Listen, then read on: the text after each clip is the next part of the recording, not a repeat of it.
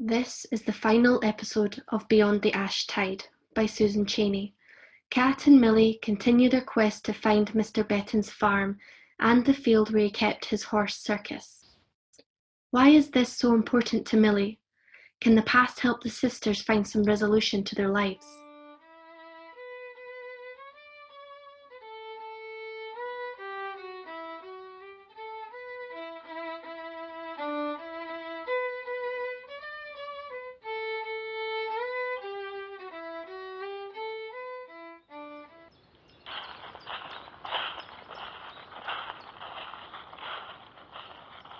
Milly and Cat are walking down the lane past the old mine.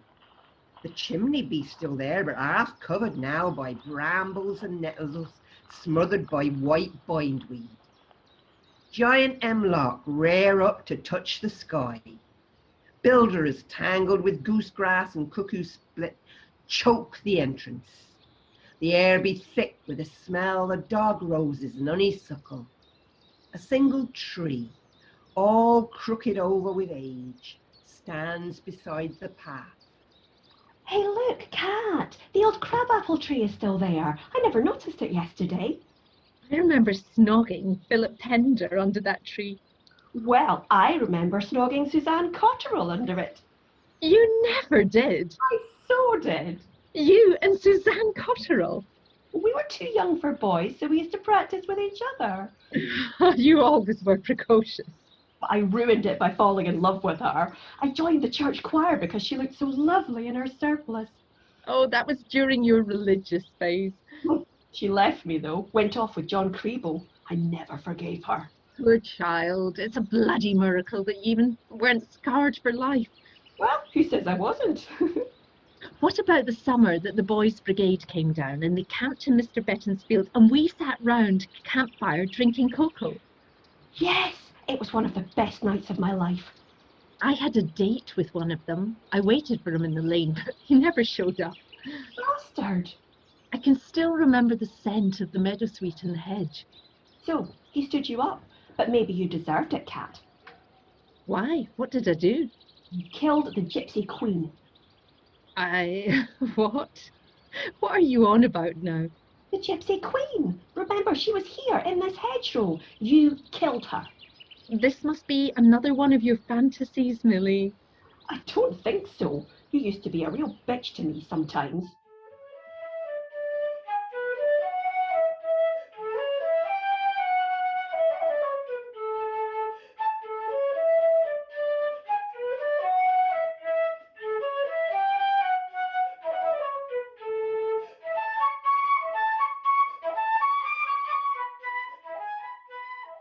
Cat! Come with me! I've got homework. I don't have time for your silly games. It's not a game. It's really important. Mum says you have to play with me.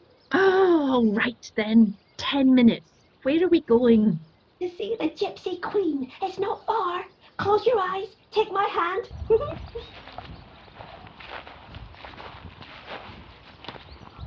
Now open. There she is. Isn't she wonderful? Beautiful. Just like a real queen. You did all this yourself? Made all those lovely garlands? I did. Elizabeth Perfect said she was just an ugly old rock. But she isn't, is she, Cat? Of course she isn't. Shall I tell you something else about her? She's magic. She comes alive at night, at midnight. Alive? What happens? She summons all the wondrous creatures from her underground kingdom to appear. Goblins, fairies, elves, unicorns. And Milly, remember, only very special people get to see her. Am I special enough? You're the only mortal who recognized her. All the magical creatures will bring you gifts and bow down to you. Then you'll ride home on a silver unicorn.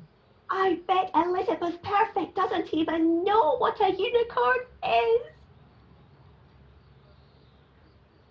My little Milly goes back home with her sister. But later, when the dusk has deepened to night, she do leave her bed and comes back to the gypsy queen.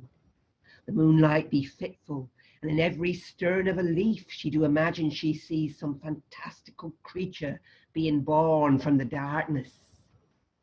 The hours pass, but slowly, until she grows stiff with cold and sickened with disappointment. The birds be welcoming the day when she curls herself as tight as a hedgehog and falls asleep. 'Twas ever thus with sisters, the jealous things they do to each other, feelings all tangled and pulling in different directions like a basket full of puppies. The clip-clopping of hooves coming down the lane do wake her as Mr Bettans fetches horse from the pasture.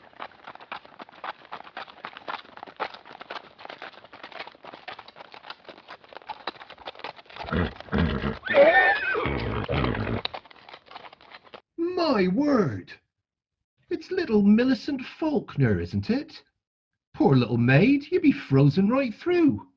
I hate her, I do. What you be doing here at this time, my lover? It's 6 o'clock in the morning.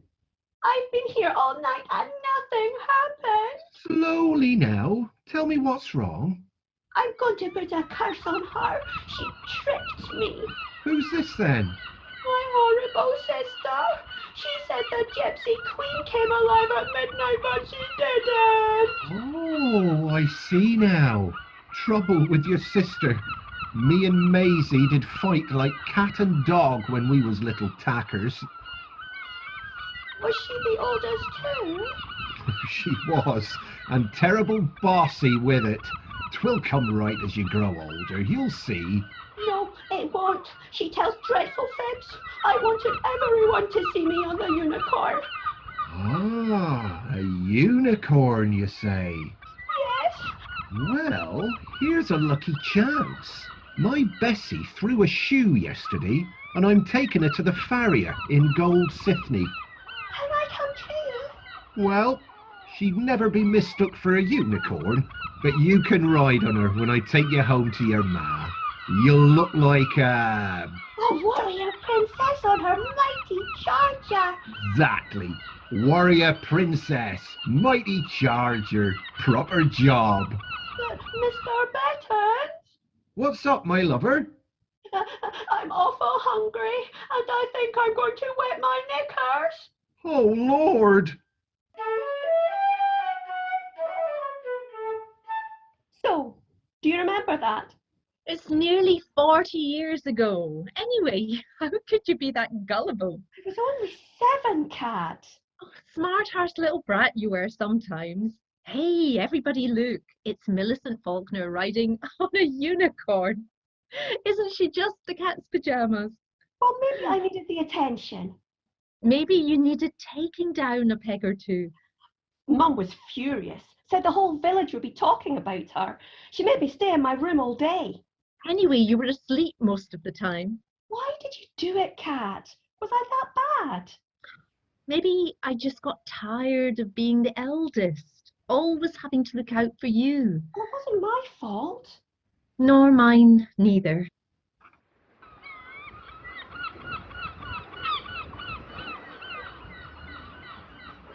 My beautiful daughters, Catherine, so serious and clever, Millicent, fearful and fanciful and imaginative. Maybe it was a mistake to leave London after Michael died and take them away from everything they'd ever known. Here, at night, while they slept, I could slip out of the back door and walk for miles along the cliffs. One night I stopped from sheer exhaustion and lay down on the grass. In the distance I could hear the wash of the sea, close by the cropping of the sheep. The air smelt of wood smoke and hawthorn blossom. I think that I was weeping. But gradually I became aware of something besides my own unhappiness. Layer upon layer of human experience stitched together by time into this landscape. I realized for the first time the unsettling beauty of the ruined mine against the ever-changing sky. For a few hours afterwards, I felt the most profound sense of peace and, strangely, gratitude. And what if there were men? Have you ever known such loneliness, when every inch of your skin is crying out to be touched? So I'd trade a few minutes of clumsy sex against a wall for the feel of hands on my body, hot breath against my neck, a man's bulk standing between me and the night. I was never ashamed if sometimes there were boxes of vegetables left beside the door with a pound or two folded at the bottom, or chickens at Christmas, the odd bottle of brandy. How far, I ask you, can a widow's pension be expected to stretch?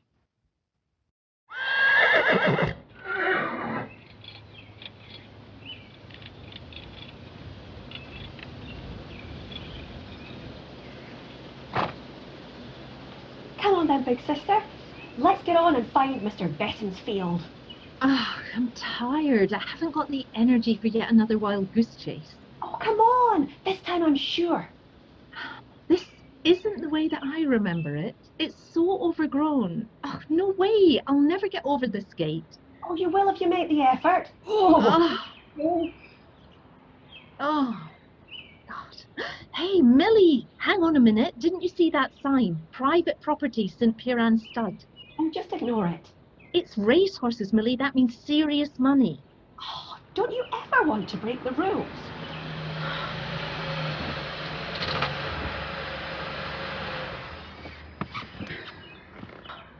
Look at that tosser. Green wellies and waxed jacket brigade. Wanker. Shut up, he'll hear you. We're trespassing. Here. We belong here. He doesn't. But Milly, we're the visitors now. Oh, he's bought his piece of Cornwall, but he'll never belong to it the way that we do. We only have memories, Milly, and not even very reliable ones. Hey you, can't you read? Get off my land! I'm so sorry. I think we've taken a wrong turning. We're just leaving. Why do you always have to be Mrs. Good Citizen? Why do you always have to be such a pain in the arse? Any idiot could see this isn't the right place. Mr. Bettans' farm was never here. Oh, places change. Not the whole structure of the landscape, Milly. Face it, Milly, we can't remember. I need to find it. Oh, what good will it do? It won't bring back my husband or your babies. Who said I was expecting a fucking miracle? Then what? Tell me. It's difficult. Could you try? I think that maybe being with that pony is perhaps the only childhood memory of feeling absolute love and safety that I have. Whenever I was sad or hurt, I'd put my arms around his neck and cry against his shoulder. He made these little whickering noises in his throat like he understood. Don't remember Dad. No, I was too young. Yeah. Well, things kind of fell apart when he died.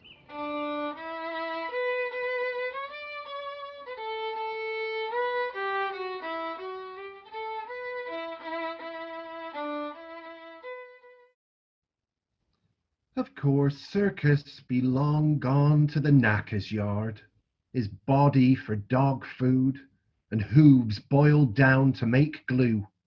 Me, it were childbirth. My man, the miner's lung, and he's scarce 29. The two little maids have grown to women, and have known their share of women's sorrows. It don't matter that they never found that field. I'd dearly love to comfort them, but it ain't be in my power to so do. I never had no schooling, so I'm struggling with the words. But I know that nothing is ever lost. When we are living, we do believe that time goes in a straight line. The truth be that time is somehow all around us, past and present together. See, when you heave a pebble into a pond, it makes this great circle of ripples flowing right out to the edges. Time is like that, only it goes on beyond that edge forever. The miners are still climbing from the pit to cough their lungs up in the sweet Cornish air, and the beam engine shakes the earth, crushing the ore and pumping water from the mine. The makeshift stable still smells of mouldy straw and horse piss. The pony stamps on the cobbled floor as he pulls mouthfuls of hay from the net. The two girls trudge homewards, dragging their gumboots through the long, wet grass. They be wondering if there'll be sausages for tea or fish fingers. Maybe there's a blancmange for pudding because it's Saturday. Has the telly been mended? Will their mother be singing or silent grim as she pulls towels from the linen cupboard to dry their hair?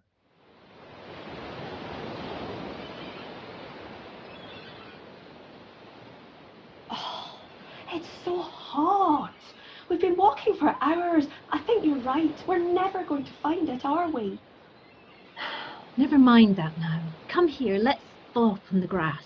Hold my hand, that's better. I can remember so much else. Every dent and chip in the old enamel milk jug. The smell of the paraffin heater in the bathroom on winter nights, the way it used to flare up. I thought my hair would catch fire and we'd get such a row from Mum. So why can't we remember this? I don't know, Milly. It's peaceful here. Can't we just stay here now and forget about everything for a while? But I thought I remembered it. Every rock and stone. We have to let it go. Just try to be here in this moment. You mean like children? That's what we'll do. What? We'll just lie here and we'll play at naming the clouds like we used to when we were kids. I used to look up through the old chimney at the mine. The darkness narrowed to the circle of sky. There are so many clouds today. Look at those great big ones. I see a fleet of full-rigged sailing ships. Masses of white cherry blossom, just like Kyoto in the spring. Every time I look, it changes. Oh, now there's a dragon trailing plumes of smoke. Ice floes in the Arctic. Oh, and mysterious mountain ranges. We can see anything we want to. We can go anywhere. Don't stop, Milly, sweetheart. Please, just tell me what you see. The sisters be lying there for a long time, until the air grows cool. They helps each other up, brush the dirt and grass from their clothes, exchange a small kiss, and set off for home hand in hand. In the woods behind, an owl be hooting as evening gathers to shake loose its shadowed wings. The clouds, all flushed now with rose and indigo, be massing in the west. In time, they'll yield up their secrets to my little maids, who will find in them the faces of all those gone before, their brave, troubled mother, Kat's lost husband, and Milly's unborn babes. Over the ocean, the setting sun do ride between the clouds, laying an ever-widening path of light across the shallows, over the blue depths, till it be shuddering brimful with gold, and slowly melts into the far horizon.